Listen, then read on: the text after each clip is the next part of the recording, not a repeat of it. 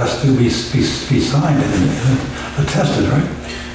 The approval. Right, and then you give it to the subdivider and they change it with the signature still on there. The board needs to be the last entity to handle it before it gets to the registry. Well, I think that's pretty important. In the past, the boards forgot to submit them. I know The exactly what board you mean. doesn't have any say in the game. A licensed subdivider is licensed, it's his reputation, and it's his license on the line. He has skin in the game. The board doesn't. Now, does it fall on the surveyor or does it fall on the property owner? The subdivider is the word here, and I mean, I agree with Brian. If it's falling on the surveyor and it's his ass on the line, you're right. Right. If it's falling on the guy who's selling the property and if it's advantageous to him to undot a T or uncross an I and then send it in, I think that I think the board should be the last hand, or it needs to be defined. I think the board needs to have the discretion on what to do. And I think that a trusted surveyor who, like you suggest, Brian, and how you agree, like whose reputation is on the line and whom we know and have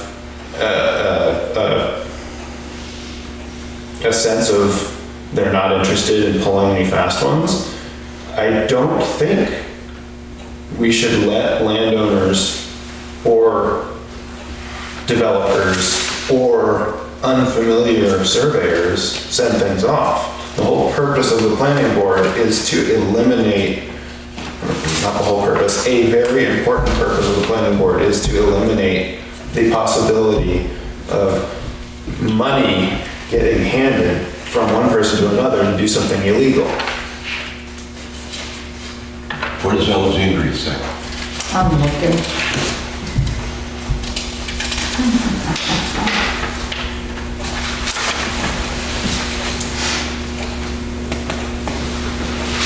Procedures.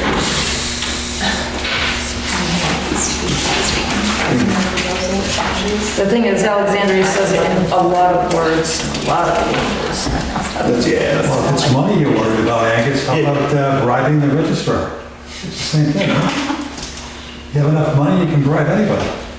That's a fair point, although I think that eliminating as many avenues as possible has got value.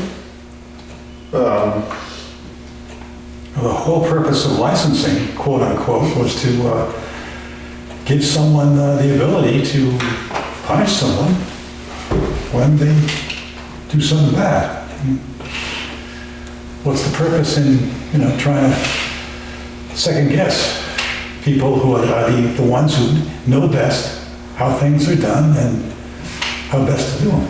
Well, that's a philosophical discussion that could keep us here until midnight for sure. Brian, what do you think? It's funny you guys should mention this. I had to go to court on Monday. Right. And I dealt with Mr. O'Connor, who is the prosecutor in this case, and he's not a member of the Bar Association. So he's not even a lawyer, and he offered me a $620 fine for you guys. And this is gonna not end well for the taxpayers of this town or anyone involved, because I will not settle with that disgusting human being, and I will bring this all the way to the Supreme Court if necessary. And everyone up there will be inconvenienced as well. And I'm sorry that it's come to this, but that's where we're at. Thank you for sharing. Did you ask about Alexandria? I did, yeah. Okay. They have, 3 copies, blah, blah, blah, blah. Planning board signs it.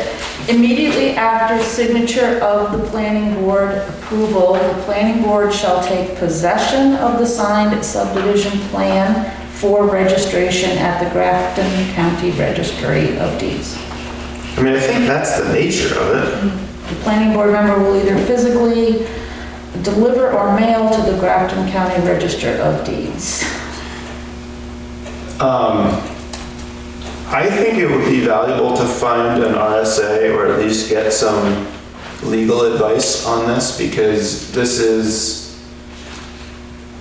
I feel as though we are perhaps going to disagree on the right thing to do. And if there was a written law that suggested one over the other, it might make it a little bit less dubious.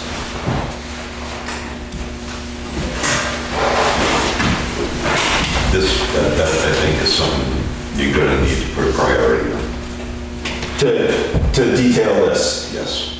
That specifically, because, and I'll venture off on a little tangent here. Yeah.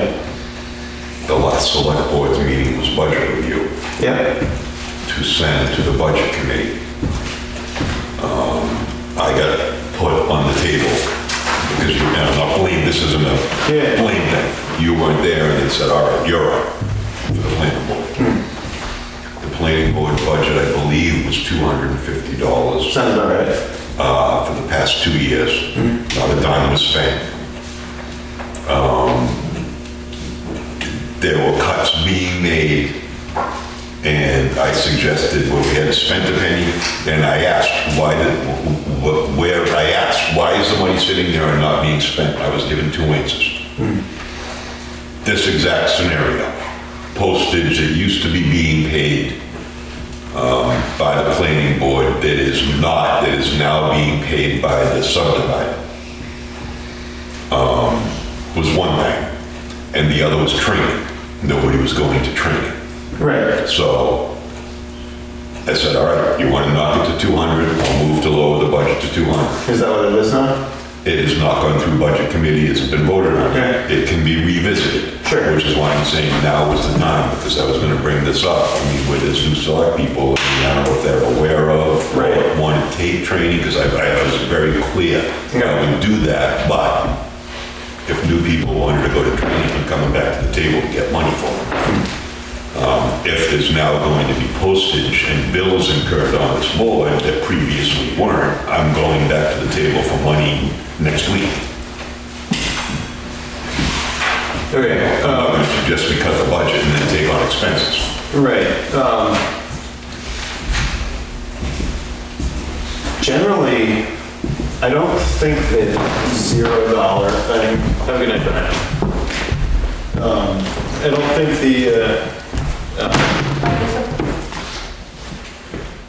the $0 thing is entirely accurate, simply because we typically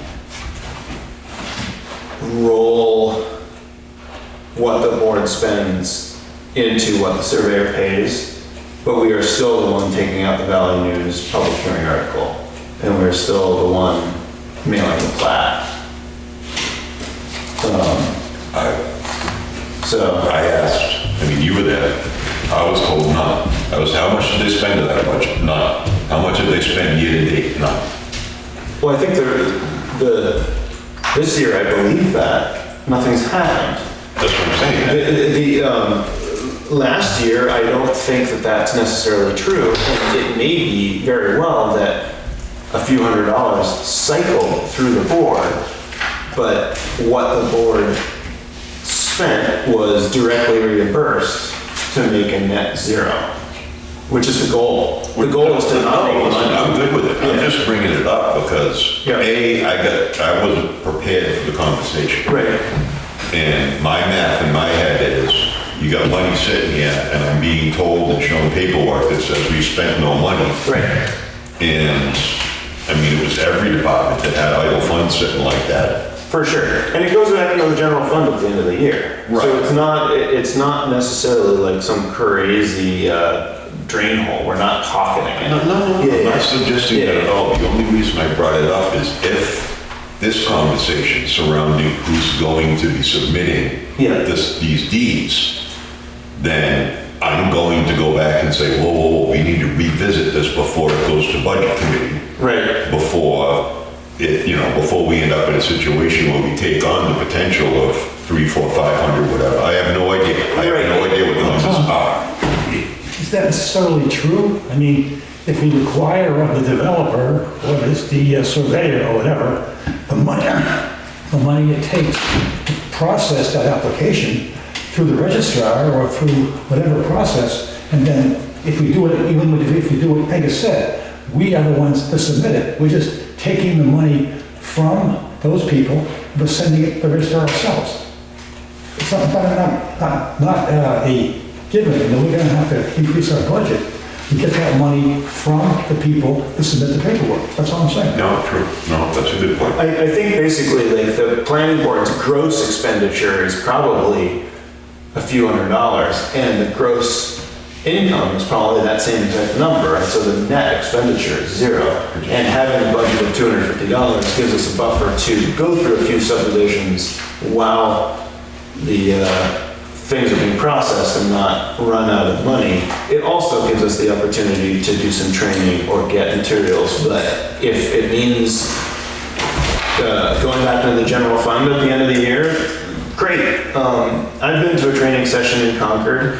It was horrendous. It was not worth me driving there. It was really challenging. They tried to structure it, and it just turned into a million people asking a million questions at a million miles an hour, and everybody claimed to know what they were talking about, and it was clear that nobody did. And so, I mean, that's why I don't push for training sessions. And because I've seen it out there. You know, I'm just making you guys aware and throwing it out there. I just saw the potential that if all of a sudden you guys, we were gonna take on, you know, you might be recouping it from, in the end, you might be recouping it. But the fact of the matter is, when you go to the post office, you're taking the money out of your pocket. And like you said, if you go through a few and the checks haven't cleared, the money hasn't come back out the other end, Right. you could easily reach into your pocket and pull out lint. So what I'm trying to say is, if you think that this is the way that it's gonna go, or you know, you wanna really look into it, I will go back and make sure you don't have a bucket full of lint. Right. I think 250 is great. We knocked it. It used to be 350, and then it was 3, and then I knocked it to 250, and we were like, 1,000 at one point, wasn't it? I don't ever recall it being that high. That's what Brian told me just then. It may have been. I think there was one guy, it might have actually been Andy Selleck, who was like really up in arms about the budget being 350, and I think he thought it was $350,000. Like, and then he learned that it was $350, and he's like, oh. It's like a real big bucks. You know, like, it might not have been Andy, I don't remember, but it was like, it was really intense on butchering the budget, and then realized it was 3 figures, and it was like, okay, so Amelia has pointed out that there are some suggestions to add to the section 5, and I think it's late and it's cold, and I think we should do it in December. And so I was going to ask about the library, if there's anything new and exciting about that. We're done. Right, you're done and you're waiting on things to... We're done. Now we have an official plan for a plan, if you will, like we said last night. And, it's in the hands of the library trustees, and they are waiting for the appropriate time for the unveiling. And my understanding is when that happens, it will be on the website for all to see. All right. Tom, anything valuable on the select board besides the budget? That was all the long and short of it. Yeah, that's what the whole meeting was. Right on. Okay, any further public comment? I have one. Paul? Could we start these meetings earlier? That's an interesting consideration. If we're gonna span 2 hours, it's, 7 o'clock's kind of getting in late. Yeah, with a small child, it's kind of hard to leave a whole lot sooner than 6, and it takes me 25 minutes to get here. Can we compromise and make the meeting shorter? Well, let's, I'm serious. I mean, I don't think we're in some drastic rush to go through this. We can try to do a section at a time, and I think we did okay tonight. I think we need to stick to 7, but we can try to keep it to an hour max, if that would be a goal of people. Sounds good. Yeah. Okay, maybe, yeah, like an hour of this junk and like whatever else people actually need. Maybe something like that. Or 3/4 of an hour of this junk in 2 minutes. Okay, Deal with it. okay, I would entertain a motion to get out of here. Let's make a motion to adjourn. A second. All in favor? Aye. Thank you for everyone's patience.